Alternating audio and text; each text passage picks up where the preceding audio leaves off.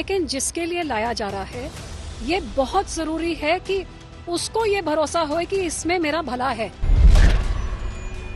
कुछ लोगों ने राजनीतिक दृष्टि से इसका विरोध किया है क्योंकि इन विधेयकों में किसान के विरुद्ध एक शब्द भी नहीं है।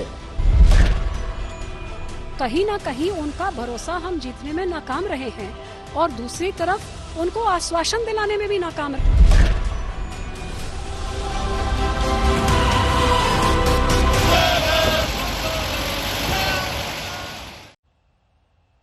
कल लोकसभा से 2 कृषि विधेयक पास हो गए, लेकिन इस बिल को लेकर सरकार को अपने ही पुराने सहयोगी अकाली दल का विरोध झेलना पड़ा है। बिल के विरोध में अकाली दल की नेता और केंद्रीय मंत्री हरसिमरत कौर बादल ने केंद्रीय मंत्रिमंडल से इस्तीफा दे दिया है।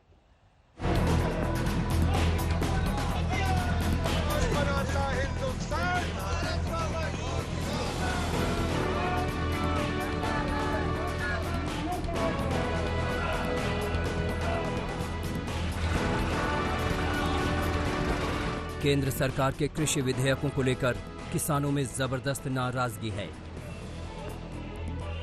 पंजाब में पिछले 3 दिनों से आंदोलन जारी है। सूबे की कांग्रेस सरकार और सत्ता पर काबिज होने के कवायद में जुटी आम आदमी पार्टी ने कृषि विधेयकों के खिलाफ मोर्चा खोल रखा है और आंदोलन कर रहे किसानों को समर्थन दे रही है। ऐसे में एनडीए की सहयोगी और केंद्र सरकार में शामिल शिरोमणि अकाली दल अगर कृषि विधेयकों का समर्थन करती तो दांव उल्टा पड़ जाता। लिहाजा पार्टी ने संसद में विधेयक का विरोध किया। लोकसभा में सुखबीर बादल ने बिल के विरोध का ऐलान भी किया और ये भी साफ किया कि उनकी पत्नी और पार्टी के नेता हरसिमरत कौर बादल मंत्री पद से इस्तीफा देंगी। शंकाएं पिछले 2 महीने से हम इनके पास लेके जा रहे हैं। जो उनका रिप्लाई था हम उनको वापस देते थे, पर इन्होंने एक भी चेंज नहीं की, वैसे ही बिल लेके आए। सो हमने कहा था सरकार को अगर ये ऐसे ही बिल लेके आओगे हम अपोज करेंगे और हम उस सरकार का हिस्सा नहीं रह सकते। सरकार से समर्थन भी वापस लेंगे। हम वो फैसला तो हम पार्टी लेगी, पार्टी हमारा नेक्स्ट। सुखबीर बादल के ऐलान के फौरन बाद हरसिमरत कौर बादल ने प्रधानमंत्री को अपना इस्तीफा सौंप दिया और ट्वीट किया,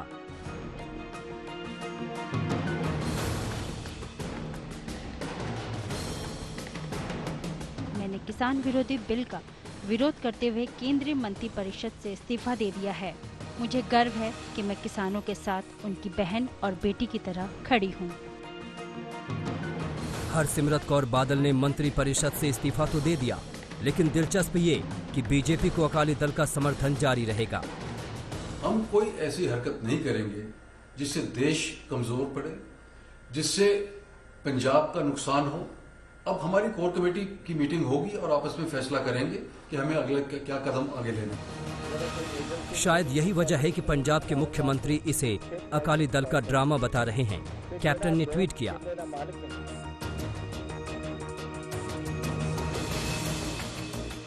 हरसिमरत कौर का इस्तीफा अकाली दल के ड्रामे की नई कड़ी है। अकाली दल ने सत्तारूढ़ गठबंधन का साथ नहीं छोड़ा है। इस फैसले का किसानों की भलाई से कोई लेना देना नहीं है, बल्कि खत्म होती सियासी विरासत को बचाने की कवायद है। देर से भी आए और दुरुस्त भी नहीं आए। सबसे पहले तो आप कैबिनेट में थे, आपने कहा मैंने इतराज किया। आपका इतराज उन्होंने पता नहीं आपने किया कि नहीं, मगर किसी ने माना नहीं। अगर नहीं किसी ने माना तो फिर एनडीए से आप रिश्ता तोड़ो। अगर पंजाब के किसान को आपने उनका मन जीतना है, उनका विश्वास जीतना है, तो हरसिमरत कौर जी को पहले एनडीए से इस्तीफा देना होगा। कैबिनेट से इस्तीफा तो दे दिया, उसका मतलब है कि ये टेम्पररी है। केंद्र सरकार की 3 कृषि विधेयकों का कांग्रेस समेत विपक्ष की सारी पार्टियां विरोध कर रही हैं। अकाली दल पहली ऐसी पार्टी है जिसने सत्तारूढ़ गठबंधन का हिस्सा होकर भी बिल का विरोध किया। जी हां, बिल का विरोध किया, न सरकार का और न ही गठबंधन का। अशोक सिंघल के साथ हिमांशु मिश्रा, दिल्ली आज तक। हरसिमरत कौर बादल के इस्तीफे की असली वजह क्या है? अब उनकी आगे की रणनीति क्या होगी? क्या अभी भी अकाली दल एनडीए में बनी रहेगी? इन तमाम सवालों के साथ आज तक संवाददाता हिमांशु मिश्रा ने हरसिमरत कौर बादल से एक्सक्लूसिव बातचीत की है। सुनिए इस बातचीत के अंश। हमारे साथ बातचीत करने के लिए पूर्व केंद्रीय मंत्री हरसिमरत कौर बादल।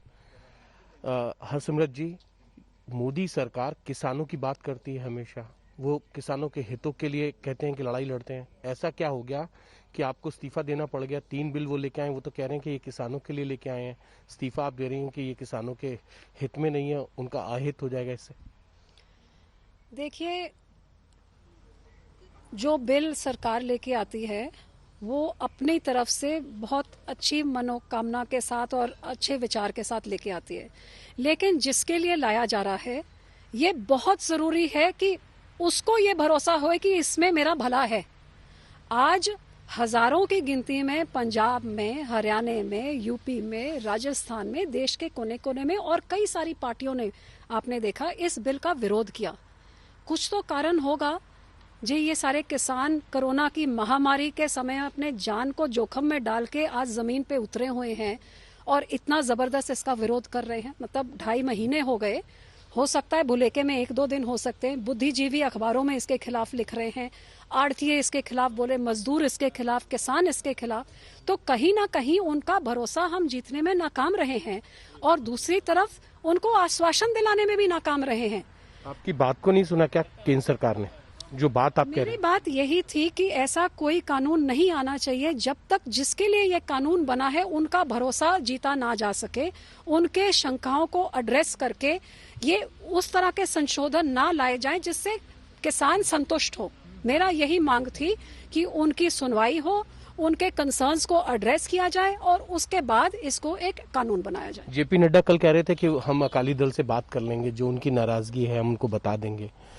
वो भी नहीं हुआ। आज तो प्रधानमंत्री नरेंद्र मोदी ने आपके इस्तीफे के बाद जब बिल पास हो गया तो ये कहा कि एमएसपी जारी रहेगा। कुछ लोग भ्रमित कर रहे हैं, इशारा आपकी और कांग्रेस की तरफ है। नहीं, हम तो लगातार अपने तोमर साहब के पास ये बात लेके गए, उनसे लिखत में लेके भी किसानों के पास लेके गए कि जिस तरह से मंडीकरण है पंजाब हरियाणा में, जिस तरह से एमएसपी सरकारी खरीद है, ये सब कुछ ऐसे चलते किसानों से लगातार मीटिंग करके उनकी बातें लेके केंद्र तक ले जाते गए। केंद्र से तोमर साहब की मीटिंग हमने अपनी तरफ से पूरा जोर लगाया कि किसानों को भरोसा दिया जाए, लेकिन अकेले मंत्री साहब की हमारे बातों से किसान को विश्वास नहीं हुआ। हिमांशु मिश्रा हमारे संवाददाता इस वक्त तमाम जानकारी के साथ हमारे साथ जुड़ गए। हिमांशु, अकाली दल की नाराजगी तो साफ है और इस्तीफे ने इसे और भी ज्यादा पुख्ता कर दिया गया है।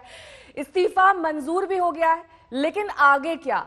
अकाली दल का समर्थन जारी रहेगा? क्योंकि कांग्रेस तो ये आरोप लगा रही है कि देर से भी आए और दुरुस्त भी नहीं आए।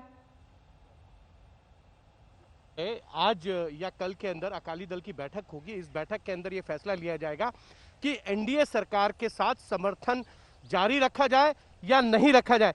क्योंकि सबसे बड़ी बात यह है कि नेहा, अकाली दल वो एनडीए का घटक दल है जिसने पिछले 25 साल से एनडीए के साथ है। शिवसेना ने एक बार छोड़ चुकी है और जेडीयू ने साथ छोड़ दिया। अगर अकाली दल साथ छोड़ के जाता है तो एनडीए के सबसे पुराने घटक दल जो हैं वो एक एक करके छोड़ के जा चुके हैं। अब देखना यह है कि अकाली दल क्या पंजाब के अंदर, क्योंकि वो ये बात जानता है कि उसके जो वोट बैंक है वो ग्रामीण क्षेत्रों में है, शहरी क्षेत्रों में बीजेपी का वोट बैंक है। अगर अकाली दल अपने वोट बैंक को एड्रेस नहीं कर पाया, ये उसके लिए जो है बहुत मुसीबत बन सकती है। और इसीलिए अकाली दल को इतना बड़ा फैसला लेना पड़ा कि हरसिमरत कौर बादल का इस्तीफा कराना पड़ा इन दोनों बिलों को लेकर। जबकि सरकार ये कह रही है कि एमएसपी जारी रहेगी, उसको लेकर कोई जो है संशय किसी के मन में नहीं होना चाहिए। कुछ लोग भड़काने की कोशिश कर रहे हैं, लेकिन अकाली दल का ये कहना है कि हमने 40 साल में पंजाब के अंदर मंडी कल्चर्स को डेवलप किया है। जी हाँ, उनका ये कहना है कि हर 6 गांव पे एक मंडी को डेवलप किया है। वहां अगर मंडी कल्चर खत्म होता है तो इसका नुकसान सरकार को होगा, किसान को होगा।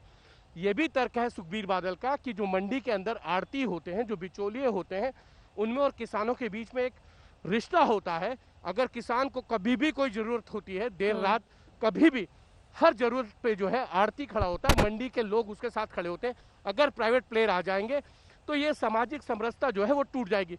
और इसीलिए अकाली दल ये बात जानता है कि उसका वोटर अगर नाराज हो गया तो उनके लिए 2022 का जो विधानसभा चुनाव है वो मुश्किल में पड़ सकता है। और अकाली दल इसको लेकर कोई भी जो है नुकसान बहुत नहीं बहुत झेलने की शुक्रिया, तैयारी में क्योंकि यही नाराजगी है हरसिमरत कौर बादल के इस्तीफे की वजह, ये नाराजगी बनी है और आने वाले वक्त में ये तय करना होगा अकाली दल को कि वो अपना समर्थन जारी रखेगा या फिर नहीं। बहरहाल किसानों के विरोध प्रदर्शन और केंद्रीय मंत्रिमंडल से हरसिमरत कौर बादल के इस्तीफे के बाद केंद्र सरकार ये कह रही है कि विधेयक पास होना एक बड़ी कामयाबी है। सरकार दोनों विधेयकों को किसानों के हित में बता रही है, जबकि कांग्रेस हमलावर है।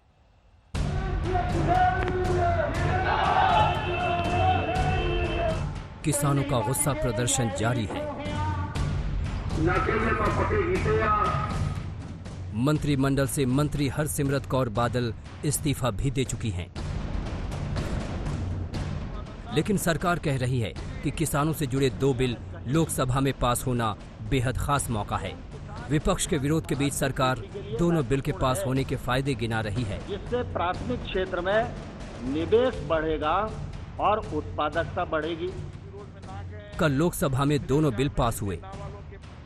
इनमें पहला विधेयक कृषि उपज व्यापार और वाणिज्य विधेयक 2020 है और दूसरा है किसान कीमत आश्वासन और कृषि सेवा पर करार विधेयक 2020।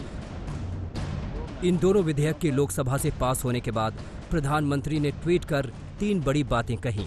उन्होंने किसानों को भरोसा दिलाया कि विधेयक उनके हक में है।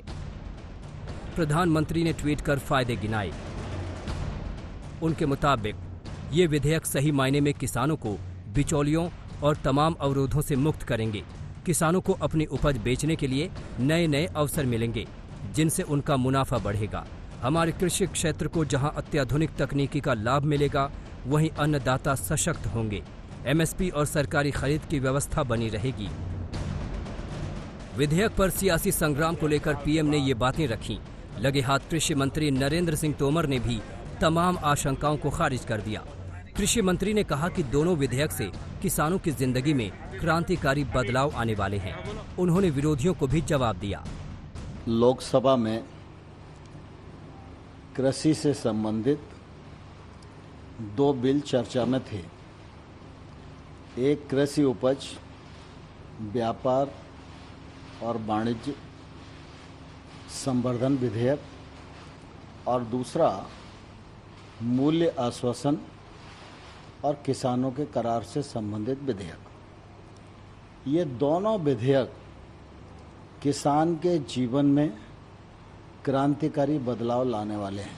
इन विधेयकों में किसान के विरुद्ध एक शब्द भी नहीं है और पूरा देश इस बात का साक्षी है कि प्रधानमंत्री नरेंद्र मोदी जी के नेतृत्व में गांव, गरीब, किसान और नौजवान इनकी बेहतरी के लिए ही निर्णय लिए जाते हैं। कांग्रेस ने पहले से ही किसानों से जुड़े बिल को लेकर मोर्चा खोल रखा है। पार्टी लगातार सवाल उठाती रही है। राहुल गांधी ने बिल को लेकर ट्वीट करते हुए हमला बोला कि मोदी जी ने किसानों की आय दोगुनी करने का वादा किया था, लेकिन मोदी सरकार के काले कानून किसान खेतीहर मजदूर का आर्थिक शोषण करने के लिए बनाए जा रहे हैं। ये जमींदारी का नया रूप है और मोदी जी के कुछ मित्र नए भारत के जमींदार होंगे। कृषि मंडी हटी, देश की खाद्य सुरक्षा मिटी। अभी किसानों से जुड़े दोनों बिल लोकसभा से पास हुए हैं। अब अगली बारी है राज्यसभा की, जहां इन्हें पास कराना सरकार के लिए बड़ी चुनौती होगी। हिमांशु मिश्रा, दिल्ली आज तक। इस वक्त की बड़ी खबर आपको बता दें, रिया ड्रग्स कनेक्शन में एनसीबी को बड़ी कामयाबी हासिल हुई है। एनसीबी ने बॉलीवुड में ड्रग्स सप्लाई करने वाले एक बड़े ड्रग पेडलर को पकड़ा है। आरोपी का नाम राहिल विश्राम बताया जा रहा है। कल दोपहर से आज तड़के सुबह तक चली छापेमारी में एनसीबी ने राहिल को दबोचा है और राहिल से एनसीबी को 3 से 4 करोड़ के ड्रग्स भी बरामद हुए हैं। साथ ही 4.5 लाख कैश भी जब्त किया गया है। शुरुआती जांच में राहिल ने बताया कि वो बॉलीवुड में ड्रग्स सप्लाई के बड़े नेटवर्क का हिस्सा है। राहिल ने एनसीबी को उस शख्स के बारे में भी बताया जिसके लिए वो काम करता है। अब एनसीबी को इस ड्रग चेन के सरगना की तलाश है। सूत्रों के हवाले से खबर आ रही है कि राहिल के अब तक गिरफ्तार हुए आरोपियों से डायरेक्ट लिंक्स हैं। मुस्तफा शेख हमारे संवाददाता सब तमाम जानकारी के साथ जुड़ गए हैं। मुस्तफा, क्या जानकारी मिल रही है जो गिरफ्तारी हुई है? जी बिल्कुल, पहले तो बता दें आपको, हम नारकोटिक्स कंट्रोल ब्यूरो जहां पर राहिल को लाया जाना है वो वहीं पर उस ऑफिस के बाहर है। और सबसे बड़ी बात यहां पर यह है कि सुशांत सिंह राजपूत और ड्रग एंगल केस के बाद एनसीबी ने अपनी जो बॉलीवुड ड्रग्स स्कैंडल के खिलाफ कार्रवाई थी वो जारी रखी है। उसके तहत ही अलग अलग सप्लायर्स जिनके बॉलीवुड और बॉलीवुड के सेलिब्रिटी से कनेक्शन है उन लोगों को गिरफ्तार किया जा रहा है, एक के बाद एक। राहिल भी उसी जांच का हिस्सा है और माना जा रहा है कि हशीश और ऐसे कई ड्रग्स का एक बहुत बड़ा सप्लायर मनाला क्रीम करके एक ड्रग आता है, वो भी फेमस माना जाता है। उस चीज का भी बड़ा सप्लायर वर्सोवा इलाके से मुंबई के ये रेड कर इस राहिल को पकड़ा गया है। एनसीबी की तरफ से समीर वानखेड़े जो कि जोनल डायरेक्टर है उनके तरफ से कार्रवाई की गई है। कुल मिलाकर बॉलीवुड सेलिब्रिटीज और बॉलीवुड ड्रग सिटाडेल जो है उसके खिलाफ एनसीबी की कार्रवाई अभी भी जारी है। लौटेंगे आपके पास मुस्तफा, क्योंकि इस बीच एक बड़ी खबर और बता दें। ड्रग्स कनेक्शन में फंसे सुशांत के पूर्व मैनेजर सैमुअल मिरांडा, सुशांत के स्टाफ दीपेश सावंत की जमानत याचिका पर आज बॉम्बे हाईकोर्ट में सुनवाई होगी। शौबे से जुड़े ड्रग्स तस्करी के आरोपी अब्दुल बासित परिहार को भी जमानत अर्जी पर आज उनकी सुनवाई होनी है। मुस्तफा से जानकारी लेंगे इस बारे में भी। मुस्तफा, आज जो सुनवाई होनी है कितने बजे शुरू होनी है? जी 11 बजे के बाद ये सुनवाई बॉम्बे हाईकोर्ट में जस्टिस कोटवाल की बेंच पर आनी है। दीपेश सैमुअल और एक और व्यक्ति हैं बासित, जिनके ये बेल याचिका है, ये लोग इस वक्त जुडिशियल कस्टडी में है। इनको एनसीबी ने कस्टडी में लिया था। इनका जो नाता है वो सीधा सीधा सुशांत सिंह राजपूत केस से है और ये प्रूफ करना चाहती है एनसीबी की क्या किसी तरीके का नेग्लिजेंस था, क्योंकि सुशांत की मेंटल हालत को देखते हुए भी उनके करीबी उन्हें ड्रग्स सप्लाई कर रहे थे और ये सारे लोग उसी केस से जुड़े हुए हैं। अब देखना ही होगा कि आज बॉम्बे हाईकोर्ट एनसीबी के आर्गुमेंट सुनने के बाद क्या इन लोगों को बेल ग्रांट करते हैं। कंगना रनौत फिलहाल मनाली में है, लेकिन वहां से भी उन्होंने शिवसेना और उद्धव सरकार के खिलाफ मोर्चा खोल रखा है। एक के बाद एक ताबड़तोड़ ट्वीट्स वो कर रही हैं और उन्होंने अपने गुस्से को बेपर्दा भी इन ट्वीट्स के जरिए किया। हालांकि अब की बार संजय राउत ने जवाब देने के बजाय किनारा करना ही बेहतर समझा।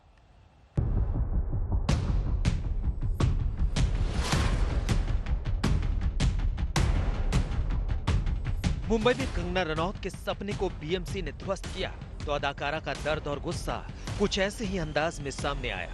सीधी चुनौती मुख्यमंत्री उद्धव ठाकरे को, इस ऐलान के साथ कि ना हिम्मत टूटी है ना हौसला हिला है। कंगना इस वक्त मनाली में है और मुंबई से रुखसती के बाद कंगना का रण और भीषण हो चला है। एक के बाद एक ताबड़तोड़ हमलावर ट्वीट, जिसमें बिना नाम लिए महाराष्ट्र सरकार को कटघरे में खड़ा किया। दिन का पहला ट्वीट देखिए। मैं एक क्षत्राणी हूँ, सर कटा सकती हूँ लेकिन सर झुका नहीं सकती। राष्ट्र के सम्मान के लिए हमेशा आवाज बुलंद करती रहूंगी। मान सम्मान स्वाभिमान के साथ जी हूँ और गर्व से राष्ट्रवादी बनकर जीती रहूंगी। सिद्धांतों के साथ न मैंने कभी समझौता किया है न कभी करूंगी। कंगना का नॉन स्टॉप निशाना जारी रहा। अपने दफ्तर के पहले की और विध्वंस के बाद के मंजर की तस्वीर दोनों को अपने ट्वीट के साथ पेश किया। क्या लिखा ये सुनना बेहद जरूरी है। एक उम्र बीत जाती है घर बनाने में और तुम आह भी नहीं करते बस्तियां जलाने में। ये देखो क्या से क्या कर दिया मेरे घर का। क्या ये बलात्कार नहीं, ये बलात्कार है मेरे सपनों का, मेरे हौसलों का, मेरे आत्मसम्मान का और मेरे भविष्य का। कंगना की लेखनी में नाम बेशक किसी का नहीं था, लेकिन समझना बड़ा आसान था कि तीर किसके सीने को छलनी कर गया। शिवसेना सांसद संजय राउत ने क्या बयान दिया, गौर से सुनिए। मैं ऐसी खबरें नहीं पढ़ता हूँ ना सुनता हूँ। मैं तो हमेशा गांधी जी का जो विचार है, न बुरा देखना है, न बुरा सुनना है, न बुरा बोलना है। अगर कोई इस बारे में बोलता होगा तो ये उनका संस्कार हो सकता है। अपने दफ्तर में तोड़फोड़ के बाद कंगना ने बीएमसी के खिलाफ बॉम्बे हाईकोर्ट में 2 करोड़ हर्जाने की याचिका दाखिल की है। मतलब मामला जुबानी जंग के बाद अब कानूनी भी हो चला है, जो अभी लंबी चलने वाली है। लेकिन तब तक कंगना के ट्वीट वाले हमले उद्धव और शिवसेना के खिलाफ बदस्तूर जारी रहने वाले हैं। दिल्ली से पॉल मिसाहा और मुंबई से विद्या के साथ आज तक ब्यूरो। और अब कोरोना से जुड़े आंकड़े आपको बता दें। देश भर में कुल केस 52 लाख के पार पहुंच गए हैं। 24 घंटे में 96,000 से ज्यादा नए मामले सामने आए और एक दिन में 1,174 लोगों की जान गई है। कुल कोरोना केस में ठीक होने वाले मरीजों की संख्या 41 लाख के पार है। अब तक 84,000 से ज्यादा लोग कोरोना से जान गंवा चुके हैं। भारत में कोरोना के आंकड़े लगातार बढ़ रहे हैं। भारत में कोरोना के मामले अब 52 लाख के पार पहुंच गए। वहीं इस चुनौती के बीच कल राज्यसभा में कोरोना पर बहस की गई, लेकिन कोरोना से लड़ाई कम, आपस की लड़ाई का अंदाज ज्यादा दिखाई दिया।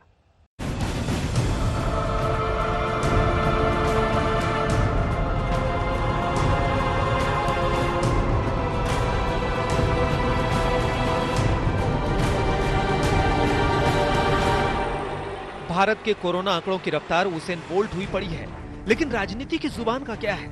इसमें रफ्तार भी है, धार भी है। जैसे कि विनय सहस्त्रबुद्धे साहब हमारे मित्र नहीं है, अगर आप उनका भाषण कल सुने तो उनका पूरा भाषण महाराष्ट्र सरकार ने कुछ नहीं किया।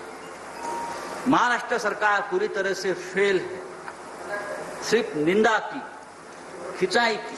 महाराष्ट्र में 30,000 से भी ज्यादा कोरोना संक्रमित रिकवर हो गए। ये कैसे हो गया? क्या भाभी जी के पापड़ खाकर ये सब ठीक हो गए पूरे देश में? नहीं ना।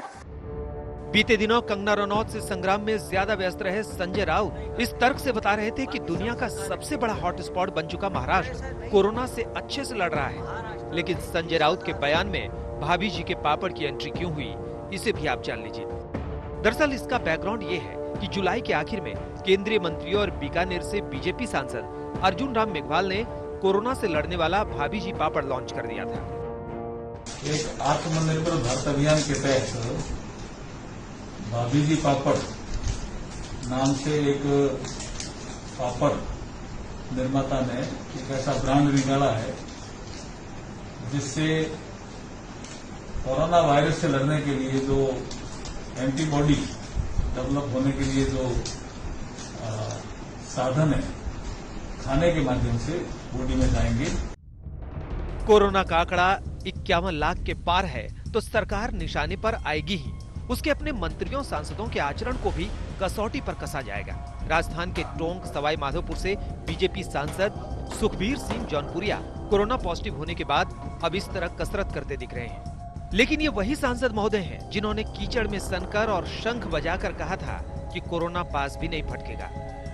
लेकिन कहते हैं कि जो करोगे वो भरोगे और यहीं इसी धरती पर भोग के जाओगे। बहरहाल कोरोना एक गंभीर चुनौती है जिसे हल्के में लेना खुद के लिए आप बैल मुझे मार वाली कहावत को सच करना है। पूरे कोरोना प्रोटोकॉल से संसद का सत्र चल रहा है, लेकिन कोरोना की वजह से लोकसभा के 27 और राज्यसभा के 8 सांसद इसमें हिस्सा नहीं ले पा रहे हैं। पिछले 2 दिनों में केंद्रीय मंत्रियों नितिन गडकरी और प्रहलाद पटेल को कोरोना ने जकड़ा है।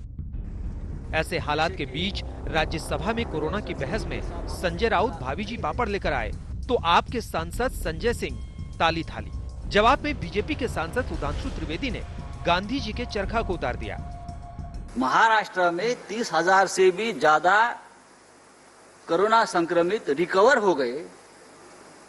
ये कैसे हो गया? क्या भाभी जी के पापड़ खाकर ये सब ठीक हो गए पूरे देश में? नहीं ना। विपक्ष के लोगों को कहा कि साहब आप ताली क्यों नहीं बजा रहे हैं, थाली क्यों नहीं बजा रहे हैं, दिया क्यों नहीं जला रहे हैं? अब बताइए कि दुनिया में कोई ऐसा रिसर्च आया हो कि दिया जलाने से कोरोना ठीक होता हो तो हम लोग दिया जला लेंगे? बहरहाल कोरोना की इस राजनीतिक बहसबाजी के बीच स्वास्थ्य मंत्री डॉक्टर हर्षवर्धन ने फिर दावा किया कि कोरोना पर सरकार के कदम सही हैं, मजबूत हैं। सच है कि कोरोना से लड़ना आसान नहीं है, लेकिन संसद की कोरोना बहस में ये तो जरूर दिखा कि अब इससे लड़ने की इच्छा शक्ति कम और राजनीतिक माइलेज लेने की छटपटाहट ज्यादा है। हिमांशु मिश्रा, दिल्ली, आज तक।